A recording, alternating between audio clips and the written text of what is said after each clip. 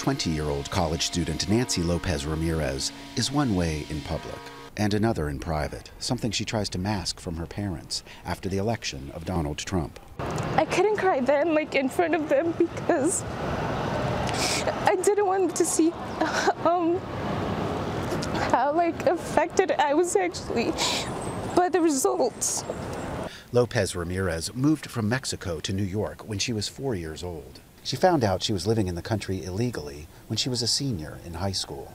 But under President Obama's Deferred Action for Childhood Arrivals program, or DACA, more than 740,000 young immigrants received protection from deportation and allowed temporary work permits. I will urge the president-elect and the incoming administration to think long and hard before they are endangering the status of what,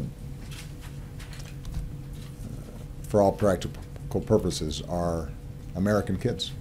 On the campaign trail, Trump promised to scrap the DACA program. But in a recent interview with Time magazine, Trump said he would, quote, work something out to help these young people. Those words not reassuring enough for Lopez Ramirez and other dreamers. Several groups planned to travel to Mexico so students could visit the country of their birth for the first time. Tatiana Klein of the City College of New York says January's 2-week-long study abroad program is still happening, though a cloud of uncertainty now hangs over the trip. With the new administration, because DACA is something the new president can undo the first day he comes into office. So that could mean that it could negate their advanced parole, their permission to return back into the country. And we want to make sure our students are as safe as possible.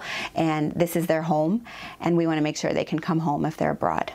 But some immigration lawyers are now advising against travel even before the inauguration. DACA holders need to understand that their travel permission is called parole, which is really in the discretion of the individual officer. So it may be possible that individual officers will refuse to honor parole documents even today, which is part of why we're advising people to only travel if they absolutely need to. Lopez Ramirez still plans on going to Mexico and returning before Trump becomes president.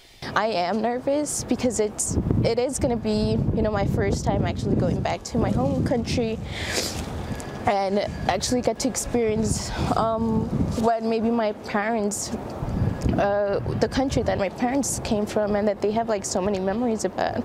She's also nervous about what awaits her on her return. Ted Shaffrey, Associated Press, New York.